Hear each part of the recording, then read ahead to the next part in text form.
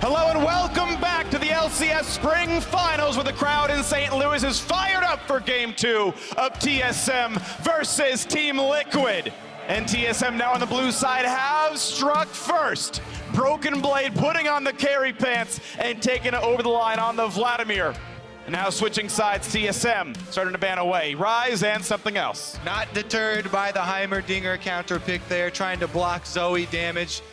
TSM won't have to add that to the ban list in this one, and Zoe herself might actually find her place into the early stages. And I'm so excited to see if Team Liquid is gonna have that faith continually in Impact to give him that last pick, to put him in a favorable matchup against Broken Blade and see if he can make something work.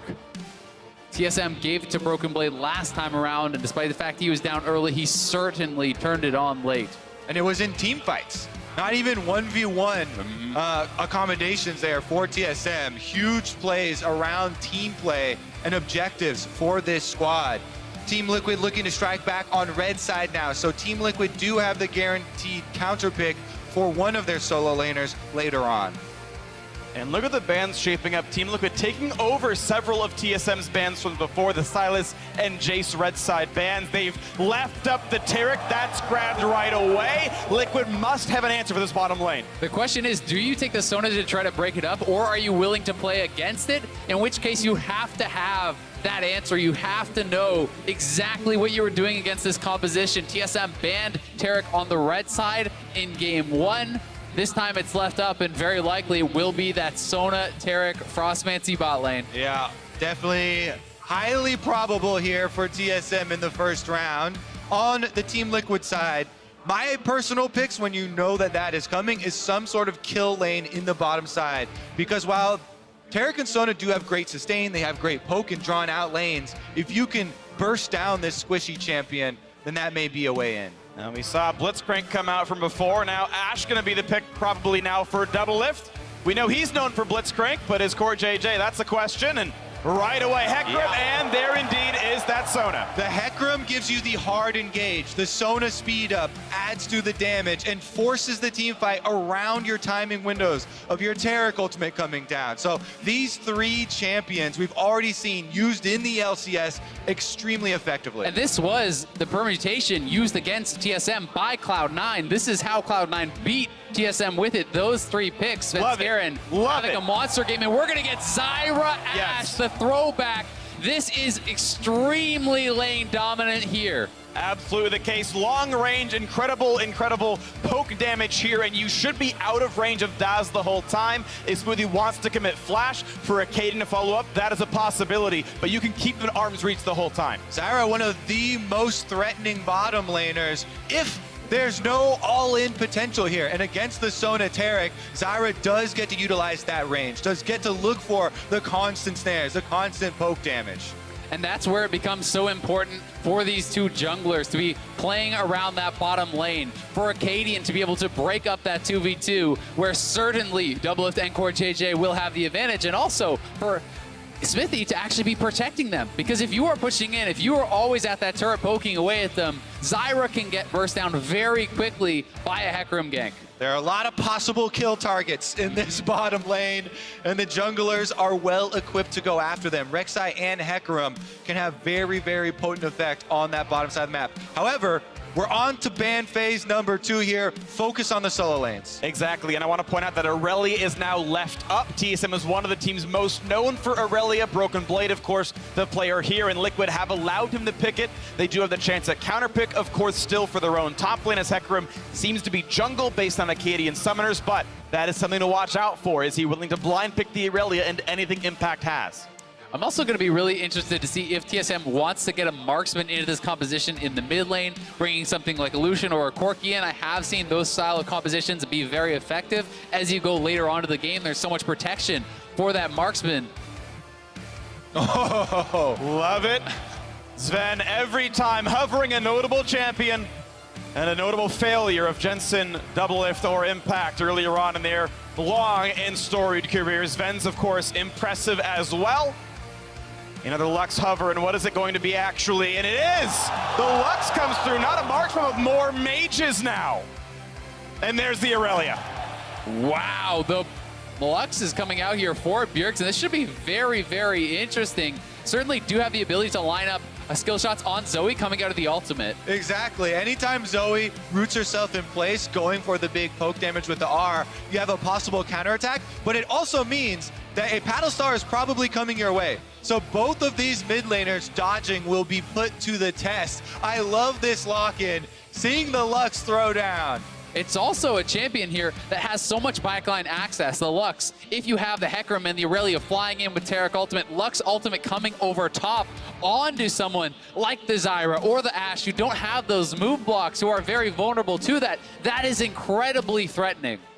Now, there are no tanks on Team Liquid. Rek'Sai is going to build Warrior, probably a Black Cleaver. Impact is going to probably be full AP here. So, if you catch someone, they're probably going to die, especially a TP Ashe down there. TSM can be so aggressive. There are so many gank targets. When all the lanes are looking this aggressive and you're talking about these offensive plays, the junglers have so much pressure on their shoulders early on in the game. You can snowball pretty much anywhere on the map. Exactly, and as those laners, you have to play with almost less respect, I feel, to the jungler in a way that you have to know the jungler cannot be everywhere. These are volatile matchups. It is so much down to the 1v1s, to the 2v2s. You can't play with fear. You can't expect that the jungler is everywhere. If one area of the map is under attack, it means that another area can play strong, can go aggressive. Let's see if Team Liquid can strike back in game number 2, or if TSM will take over. Now there's a chance here for both of these. 2 victories, 2 titles for Team Liquid, 6 for TSM. Bjergsen at the helm of 5 of them. Probably the greatest player of all time in North America, but it wasn't his story in game 1. It was his new top laner and Broken Blade who took over. And now given his notable Aurelia, the Sona Taric for the bottom lane, the Lux counter pick into Zoe. Let's see how it goes. Onto the Rift for game 2.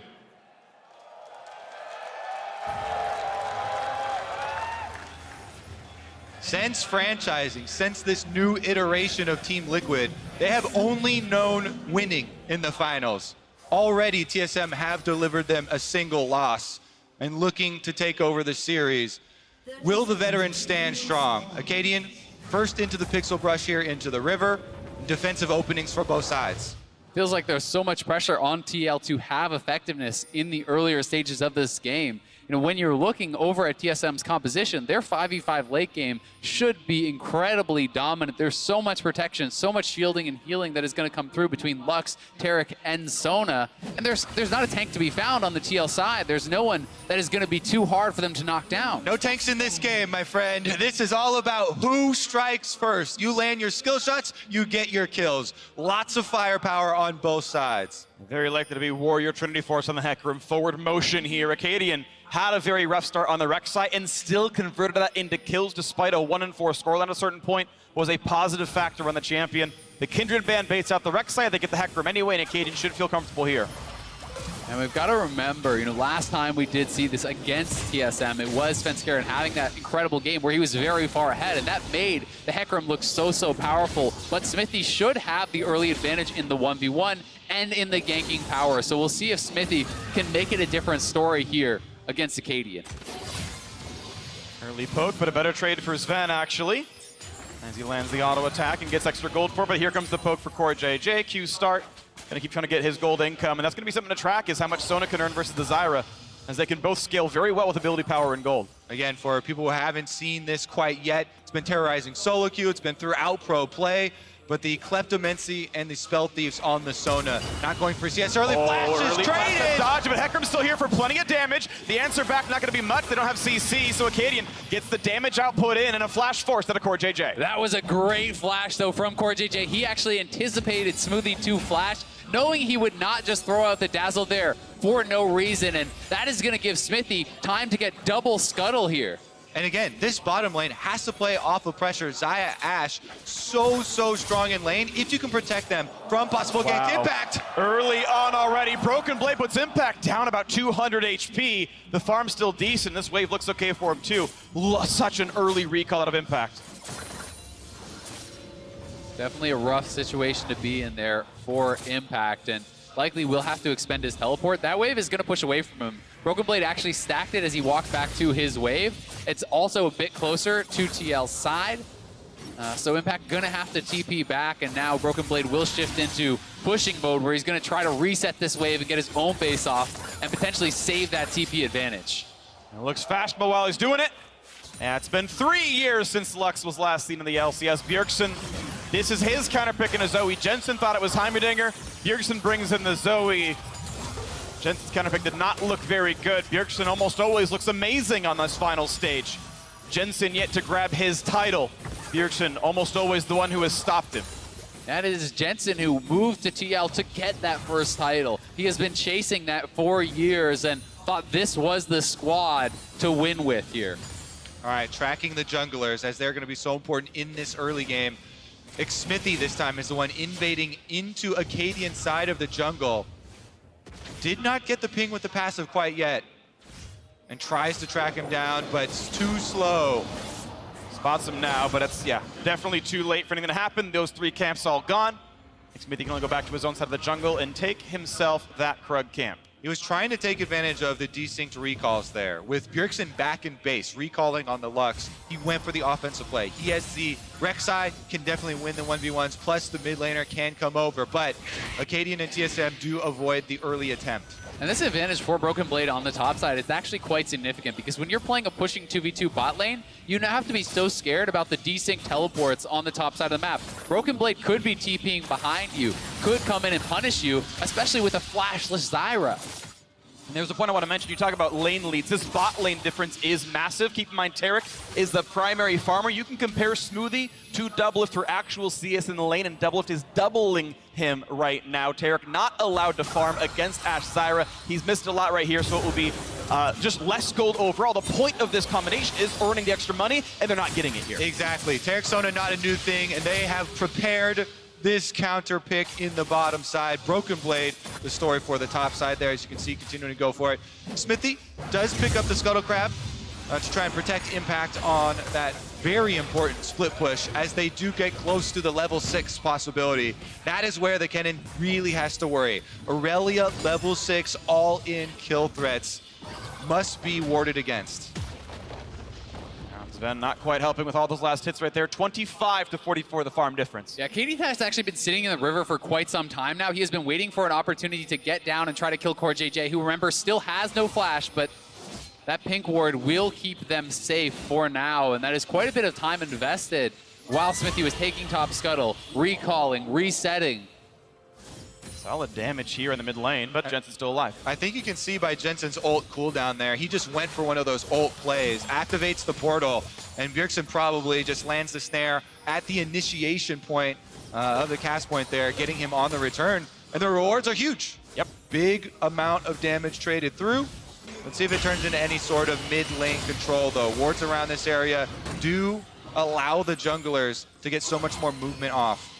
Speaking also of those level 6 all-ins, Ashe Zyra is reputed for that, certainly. The ability to actually hit that Ashe arrow, guaranteeing the root from Zyra, guaranteeing the ultimate will land. They're going to hit level 6 faster, very likely, and Sven and Smoothie will have to be very careful. Sven does have the cleanse, as does Bjergsen, but Smoothie is not immune to dying here. Exactly. With a Rek'Sai, you can go for a tower dive, kill the Sona before the Taric ultimate even falls all the way down. Xmithie continuing to invade here with Jensen. After the mid lane push, they got the wards, and Acadian, there's no vision on this red buff, so they're not going to go for the smite. Instead, it's Xmithie who grabs it, and look at the difference here. 700 gold up for Team Liquid. Now, Sven, of course, can keep printing money later on. That Frostfang income will never go away. You can keep that going later. So watch the top fight once again, but it's still, look at how good this matchup is looking. Pretty solid farm. That was a blind pick Aurelia and Broken Blade. Health bar lead in farm equality here against Impact. Doing very well for himself once again. Meanwhile, Jungler's not able to get any big early action down. I do believe this favors Acadian on the Hecarim, approaching the level 6 here, but again, as we keep mentioning, Rek'Sai's level 6 does open up tower dive possibilities. Turret aggro. On the round on the top side, big stunts coming across. Will it be a re-engage? Not under the turret. Broken Blade, though, down pretty low. Big Smithy and Acadian are around. This could be a 2v1 against this Rek'Sai. He spots it, and that Q could have been a kill. Had to flash the Prey Seeker, or it would have been a death. Yeah, did not want to get marked, and Acadian couldn't quite get in front to block that one in time. So a Summoner Spell is blown on the top side, and that opens up possibilities. We do have Ashe now at level 6. Zyra going to be very close behind, and that is that window TL are going to be looking for. We'll see if they do call the Rek'Sai down, as you were talking about, Kobe, and try to look forward, or if they just feel they have enough damage with a straight-up 2v2. Well, they've only got about a wave and a half until Sven hits level 6. It might just be on these casters, actually. And with Crescendo, it gets a lot harder to find those kills. And there is Crescendo. So 6 comes through for Sven, and well, that window is gone for the double ult play. Actually, CoreJJ still 5 in his own side. Temporarily, actually, ultimate lead on the TSM squad. Gold still close, as once again Impact is forced on the recall. TP up soon, but not instantly. And he still gets to burn it right on time. Won't lose much here. Yeah, Acadian kind of hovering around for a possible counter gank there on the top side. Jungler's trying to guess right now, as neither one has extra information from deep wards. A lot of this is still a guessing game. You can see a couple key changes already, though, from Impact. He is rushing the Proto Belt this time around. In the Kennen versus Aurelia matchup, it is more about the all-in than it is about the sustain and the poke. This is going to set him up more effectively for the team fight here also. And you know, in the meantime, CoreJJ rushing Sork Boots, that in addition to this Ashe is giving them even more power in that 2v2, and they've knocked down 2 turret plates. Remember, still on the top side too, Broken Blade's flash has a long time before coming up. That's why we saw Acadian hovering around for a possible counter gank.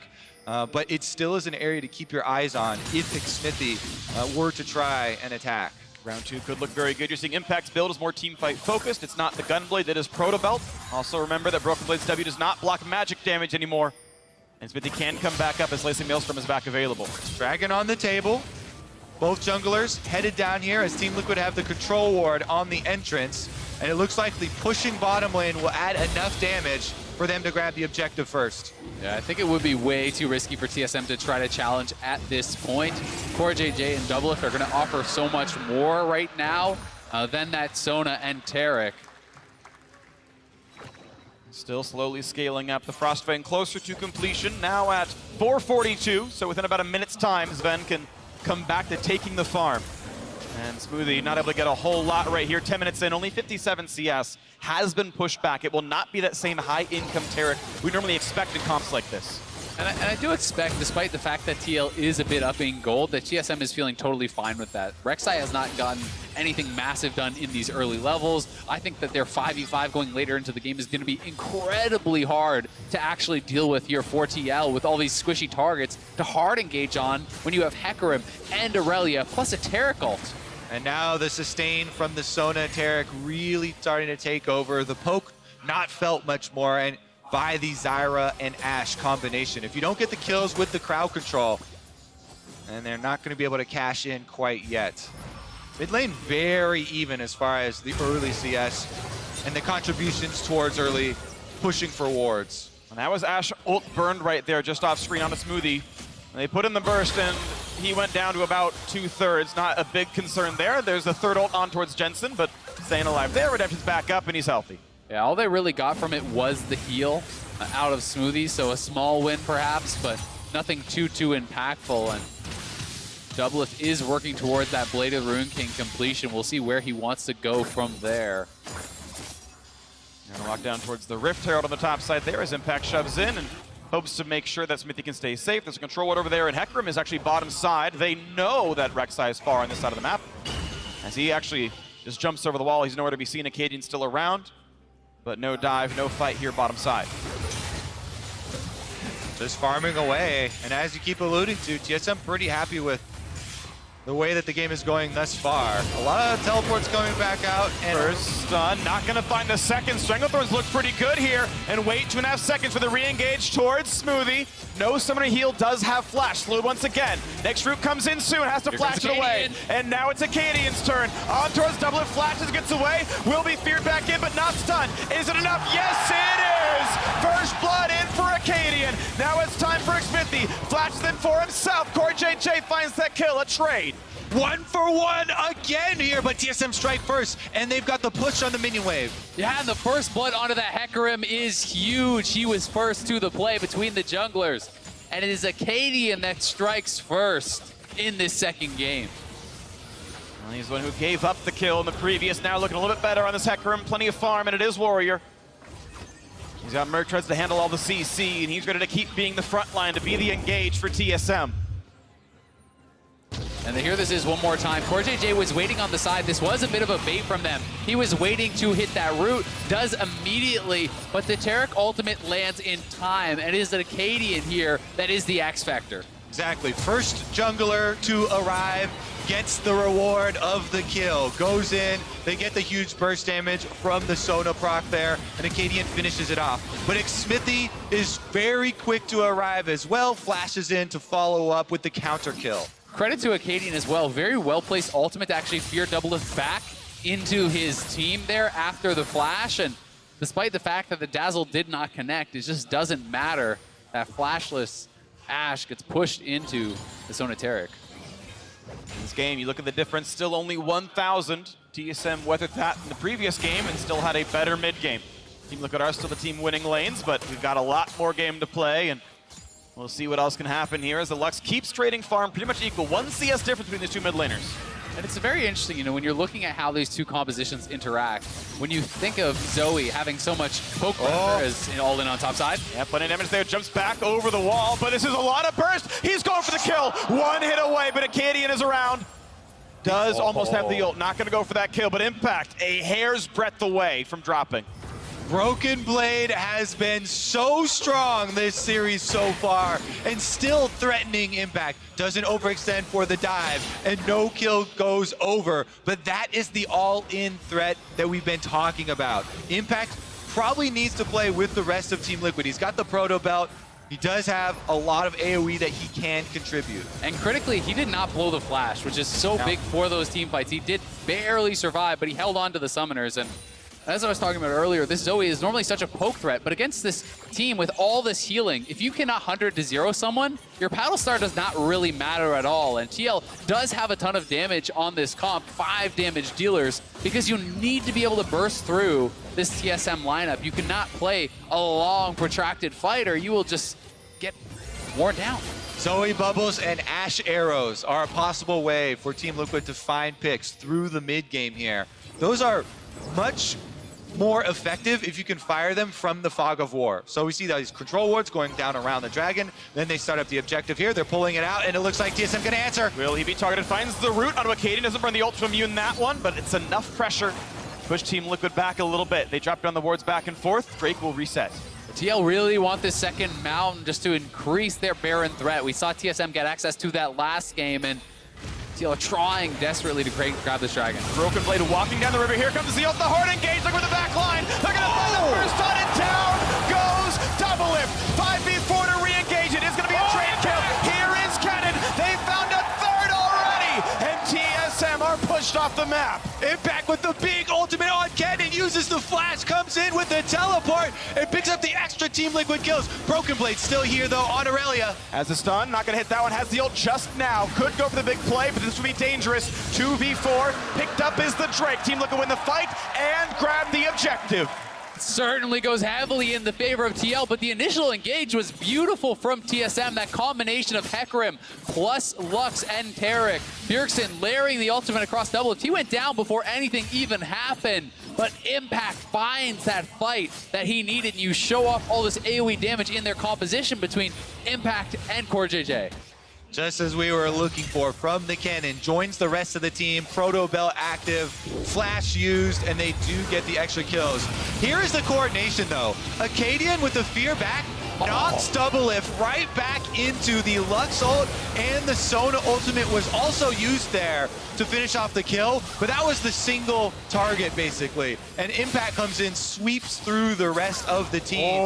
Broken Blade! is gonna find his solo kill, his first of the game, underneath the turret. And Impact needs some armor fast, or he's gonna start falling over even more rapidly. Yeah, very likely we'll have to rush towards that Zhonya's now. It's gonna be a very different style of build here, but Broken Blade getting that advantage in the side lane is huge. There's no TP on Impact. No one can answer this bot wave, really. Might just be their turret. That is the cost of using your flash for the team fight. Broken Blade knows there's no out for the cannon. Immediately goes for the all-in, getting a lot of work done on that tower.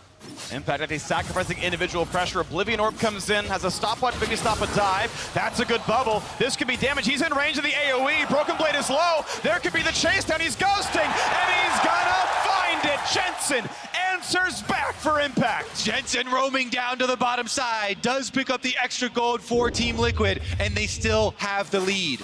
And here is the 1v1 one more time, queuing through those minions, getting the resets, landing the stun for yet another reset, then Q ult at the same time to get the final reset there and finish off Impact, dashing back out. So clean there from Broken Blade. That kill, though, Impact gets the bottom turret. Team Liquid the first of the game, 2 in a row where Impact gets that extra gold toward him. It'll help in the matchup to move towards an arm guard later on. Team Liquid now, Smithy and CoreJJ waiting in the wings. Will they find Sven?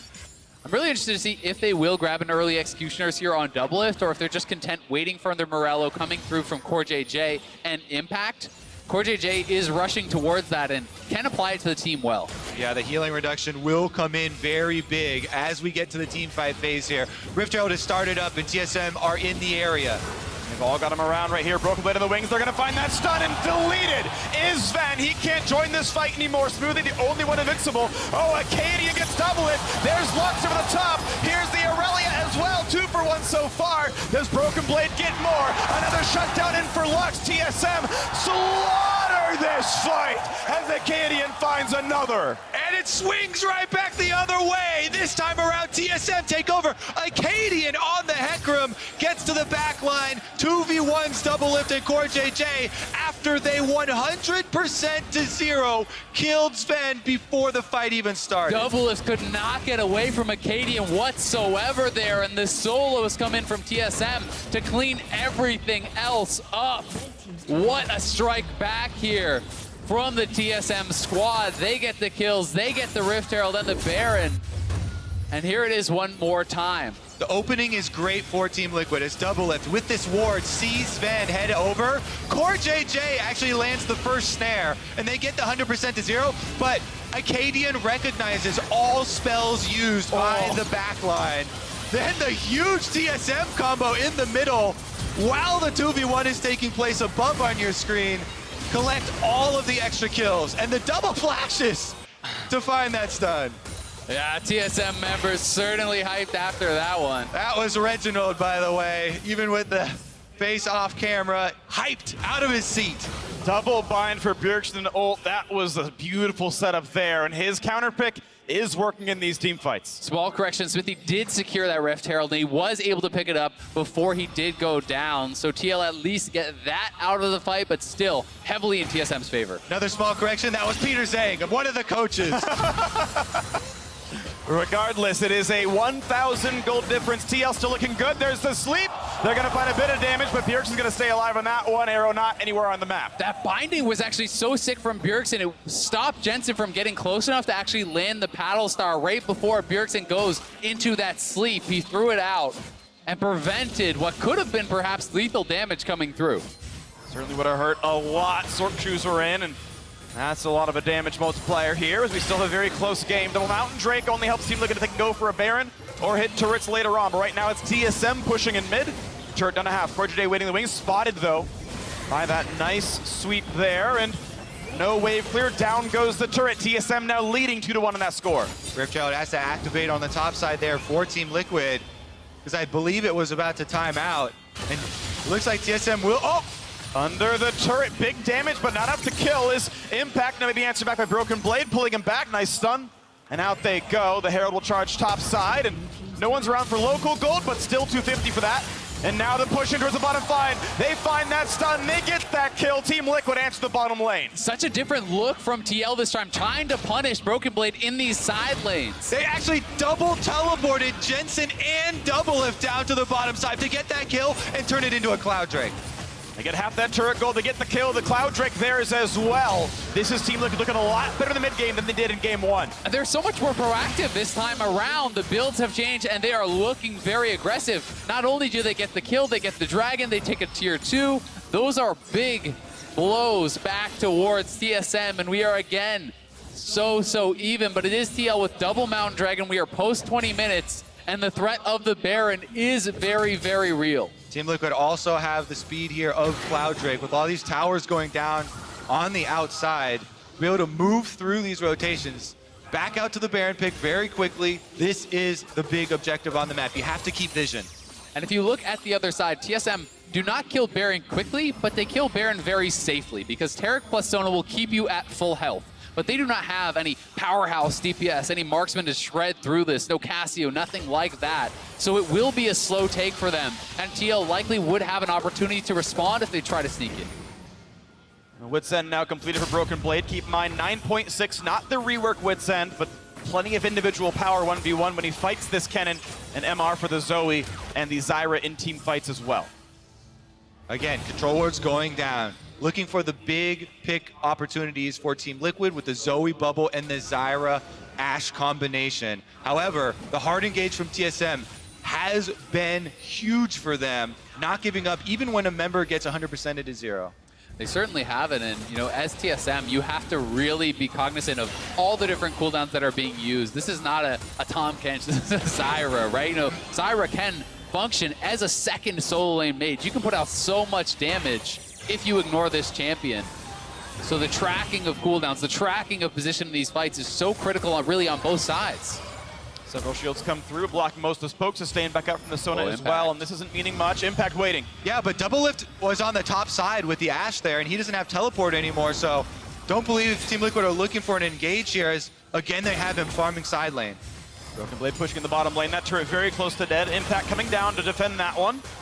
We'll see what that fight looks like in a little bit as mid lane is cleared, and TSM once again take over control of the Baron. Looking for wards to kill, looking for the chance of an ultimate. Team Liquid giving him respect, but this vision is going away.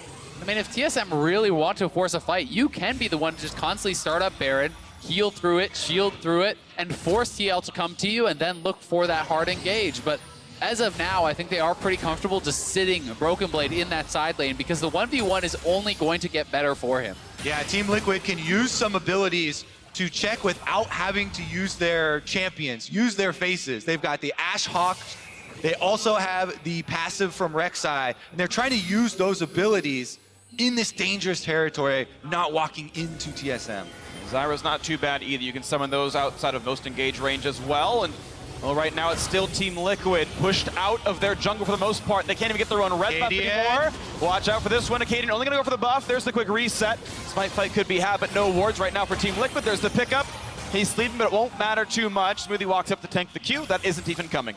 And they're traveling in groups here. Every time a member of TSM gets slept, the shields come through preemptively. The bodies all come to block the follow-up damage. They're grouped up on the tower, and here they go! Here's the teleport play, looking for the hard engage. Is it found yet by Team Liquid? Impact finds a Q, nothing else though. The team running around, they've brought back their top laner also, 5-on-5. Not yet a kill. A single stun, not gonna mean much either. Jensen looks for the poke, not gonna get that one. A Cade and a half, there's a stun on Taric, but he is not the ideal target. Presses the ult, stays alive. But that is low health bars. Here's the engage from Broken Blade. Finds 2 more stuns. Poor JJ is down, and the backline will not be found. It's 2 kills for 1 so far, and make it a 3rd for Bjergsen.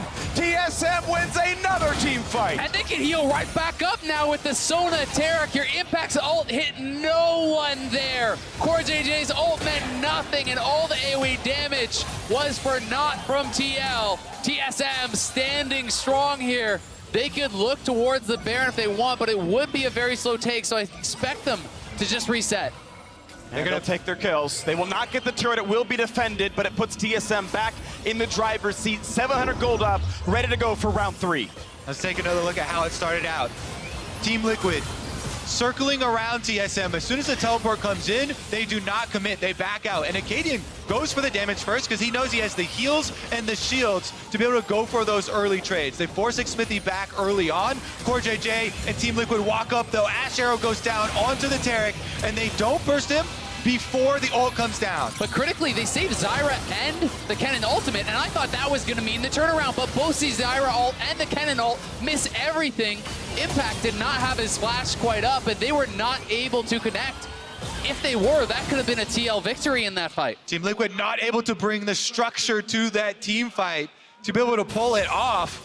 And TSM continue their surge. Back out on another map, though. This is still a two-mountain team. Waiting around in this top river, you can see those health bars mostly red. That means Team Liquid had the vision top side. Mountain now the first one picked up on this side, but now that top engaged. They've gotten Bjergsen. That is a big kill now for Team Liquid. This could mean they start up Baron. We'll see if they want to try to go for it. Sven is going to have to cleanse, and TL can go towards that Baron. This may be their window of opportunity. They have to use this timing. Double Mountain Drakes, one member up.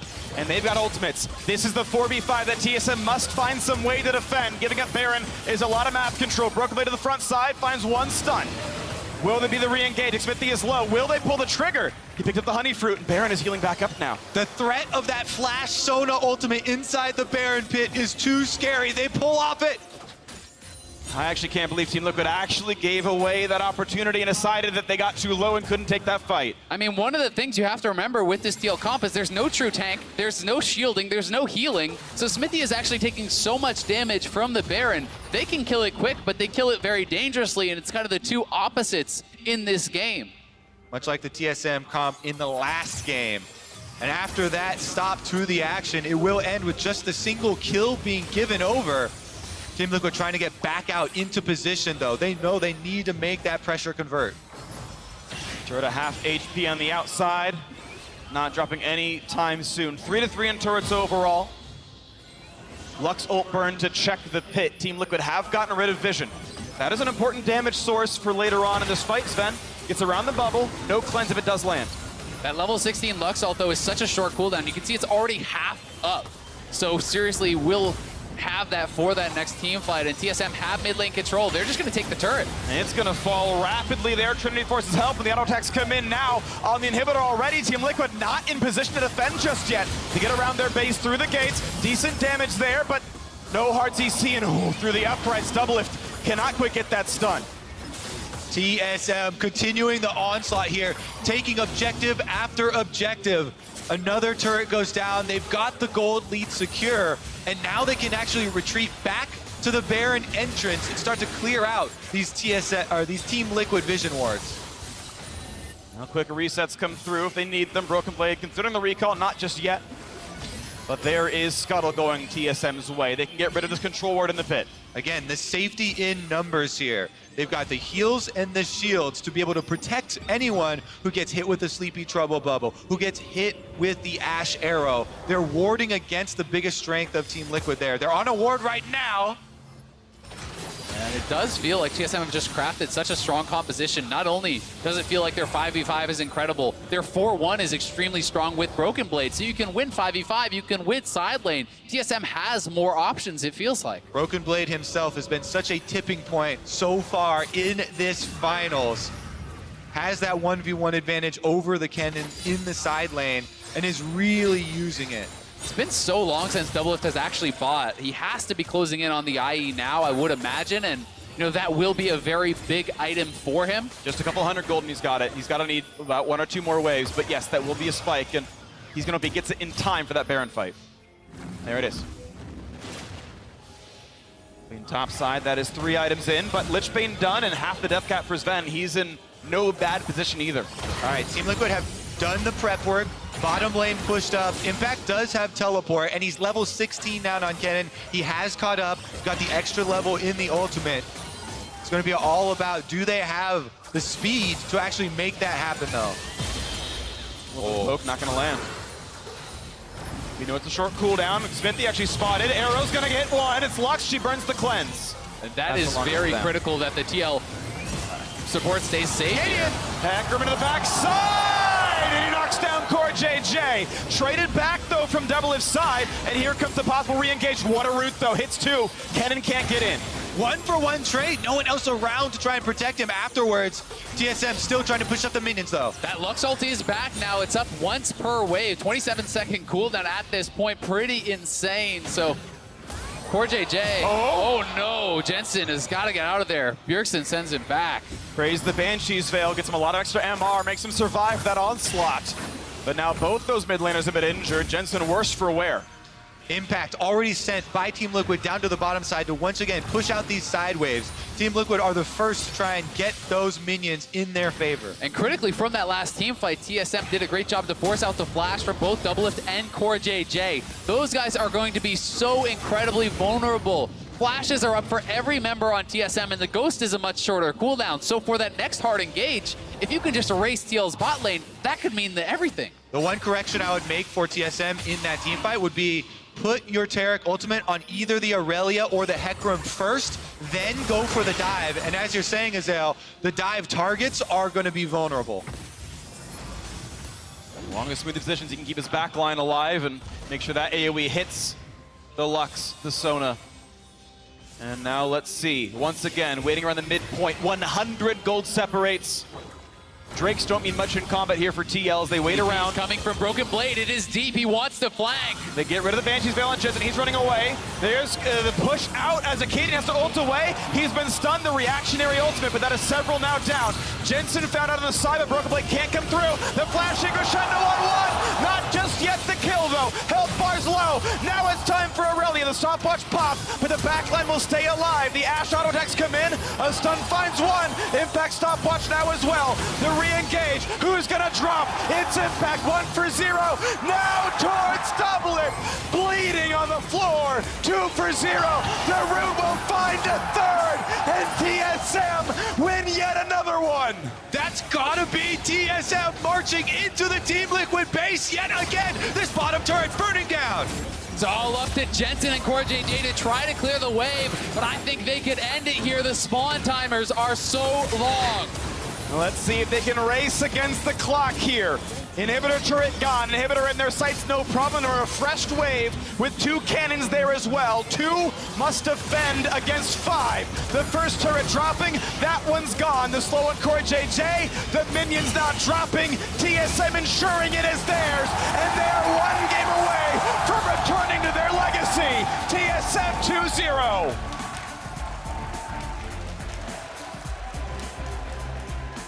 Another strong game here from TSM, and in that final fight, TL was so split up, was so segmented, they could not stay together and have the damage needed to knock down these TSM members through all the healing, and TSM played out that fight so incredibly well.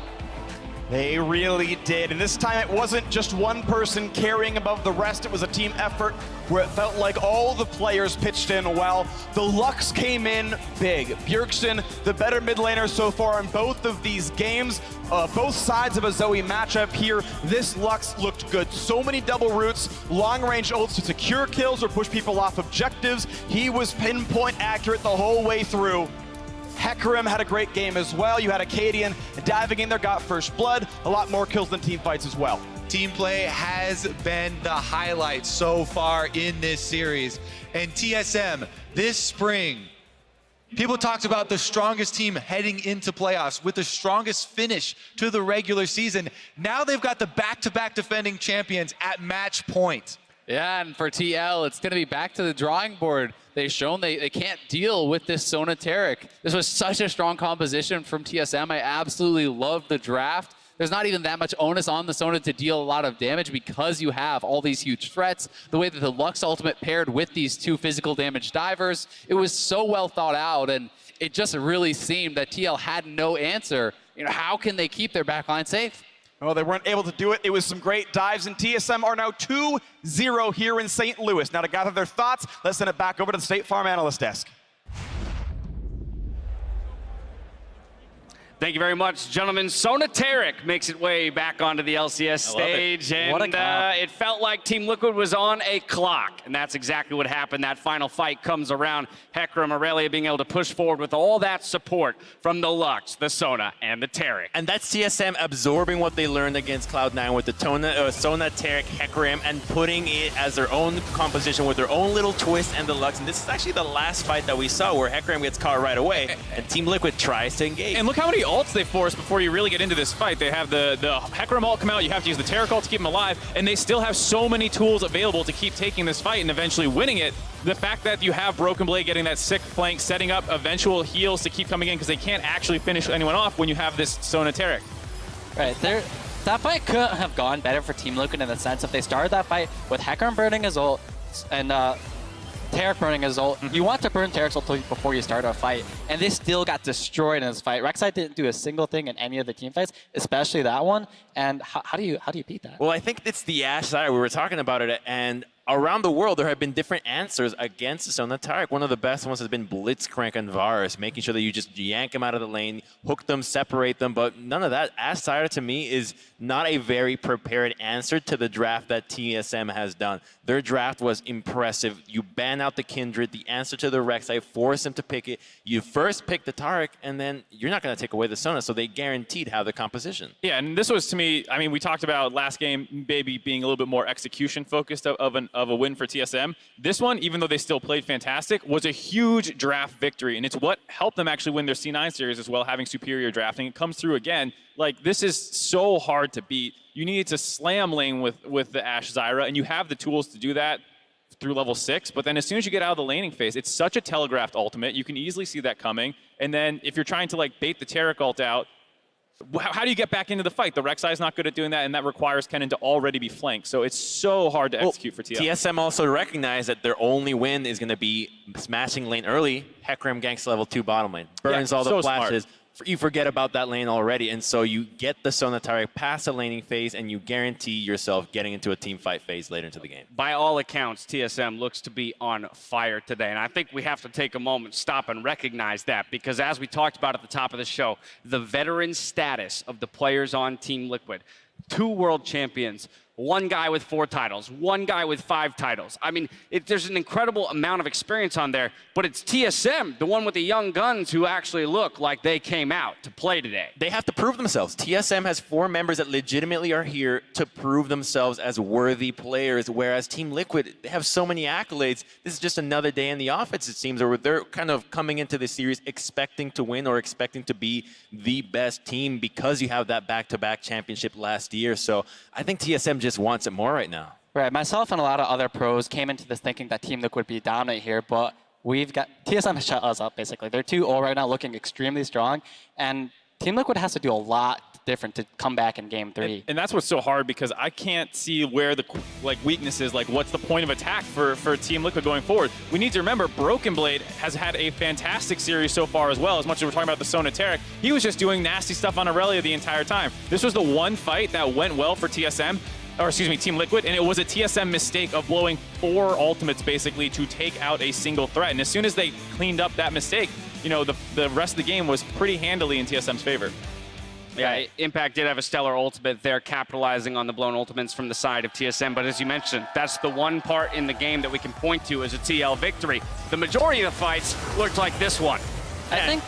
And it starts with the Hecarim finding the backline as soon as the Sona gets deleted, but that doesn't matter, because while he's distracting the backline, Bjergsen hits a ridiculous double bind, double ultimate, double damage out of your slow, and Aurelia is already there to clean it up. Well, and the other thing too is if your Zyra and Ashe are using their tools to try and get a pick on a Sona or Taric, when an Aurelia or a Hecarim dives onto them, they have nothing left to defend themselves. So Acadian literally 1v2'd that backline by himself. The Taric ultimate actually didn't even end up on top of him. Right, I think moving forward, if Team Liquid wants to make a stand, their entire top side of the map has to start stepping up and being a presence in this game. We haven't seen much from Jensen. We haven't seen Xmithie do anything. And Impact is getting outscaled and outclassed in each game.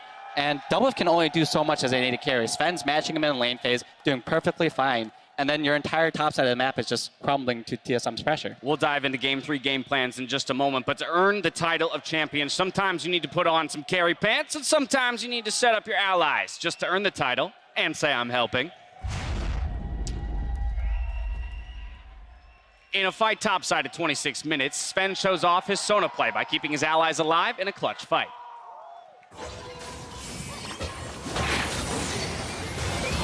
And this is an example of how hard it is for Team Liquid to get a fight in their favor. You see them teleporting in, trying to get the flank off, trying to bait the Taric ultimate, but TSM are patient. They're still holding it. Smoothie's getting drowsy. I don't care. I haven't seen you engage yet. And they finally, after so long, pull the trigger, shoot the Ashe ultimate out, and he's still able to get the Taric ultimate off in time. And Sven, meanwhile, is able to charge forward with the help of his team and start setting up some more of these kills. Did you see that stun out of Broken Blade, though? Because that was so filthy. He laid one of the pillars down first, then the other sword connects a second stun, and this, to me, is the example of what the meta is right now. You need to pick a composition that is capable of getting out of the early phase, but still being very strong later into the game. You all into the early game, you're not going to be able to team fight later, and it's going to be so difficult, which is what Team Liquid just showed there. It's just, how do you engage? Who's going to go in first? Essentially, whoever goes first is not making it out alive. All right, TL has elected to go back to blue side. No substitutions yet again. So let's talk game 3 game plans here. How does TL bring it back? TSM's already been in this position, down 2-0 in a series. But now they're sitting pretty ahead 2 games. For TL, the team that's kind of swept their way through at times, even in their 2 previous final wins, smashing their competition. This is unfamiliar territory. Right. I think they need to do a game plan to shut down Broken Blade and Acadian specifically. You're allowing Broken Blade to do whatever he wants right now. There hasn't been a single lane gank into his lane yet, and he's clearly destroying these games. You see, even on Irelia, in the team fights, he's doing so much more than a Cannon. And a Cannon's supposed to destroy a team fight, but I haven't seen a good ulti from Impact yet. So if you want to be able to take this game to late game where Doublelift might actually be able to carry, you need to stop Broken Blade from destroying your team. You need to stop Yergsen from winning all these team fights. And you actually have to do something with your jungler and top laner. We talk about experience on these teams. Bjergsen is 23 years old. He's the oldest member on TSM, and yet he is younger than every single member on the TL roster. You talk about, what it means for this roster of TSM guys outside of Bjergsen to win this title and prove themselves here today. I guarantee you they're coming out in game 3 even harder than they were in games 1 and 2. So Mark, I want to see 5 games, but just get me to 4. Give me the game plan, baby. I mean, this is the thing. I said I haven't seen anything where I'm like, this is the problem that TSM's going to have if you can address this. Like Hai is saying, you would like to see something to shut Broken Blade down a little bit because he feels like kind of the X factor that is really tilting these games. But that's not something that Team Liquid has done well all year long. So, yeah, you want to draft something more aggressive to hold Broken Blade down, but that's not what TL has been great at. They did it a little bit in the semifinals. So maybe you start taking something super lane focused, kind of like the Victor they saw that one time, but that's starting to ask you to change your whole play style around the youngest guy by 2 years on the stage. What we're saying, Dash, is that the game plan looks TSM favored. Oh, no! Oh, no. Well, TL, I guarantee you they've got something in their playbook as they make their way back to stage, looking to turn this series around, currently down 2-0 against TSM. Now today, Secret Labs debuted the official LCS chair, and you can pick up your own at secretlabs.co/LOLesports. So you can play like the pros competing for a title today. And for a chance to win the glorious chair you see there, enter yourself into the Twitter sweepstakes. Team Liquid are a game away from losing the title, but this roster of champions, they've been here before. See if they can reclaim the throne after the break.